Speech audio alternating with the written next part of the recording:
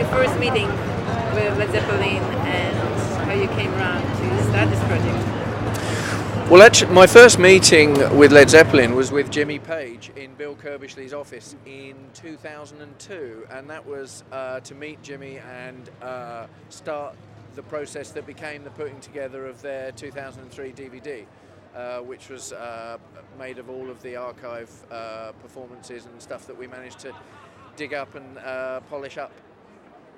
And why did it take so long to make this DVD? Well, the gig was in 2007, but the gig was always meant to be a one-off special. It was meant to be just about the night. I think it would have taken something away from it a little bit if everybody that applied for tickets, and like they say 23 million people applied for tickets, it would have made it less special for the lucky people that went to the gig if they knew it was just being filmed for a later release.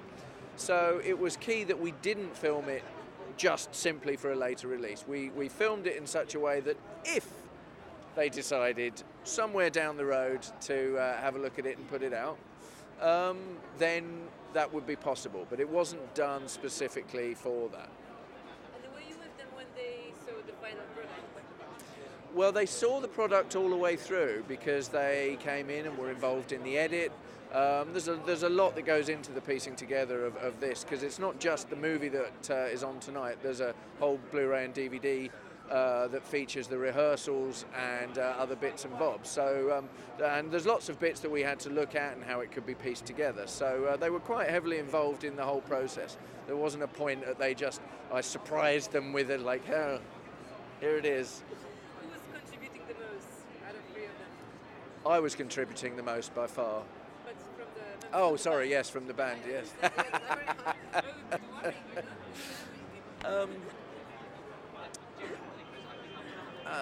I think they all contribute in their own way, and I think I'm not being ecumenical in saying it was equal, because they communicate in their own way. You know, I'd got that experience of working with them before.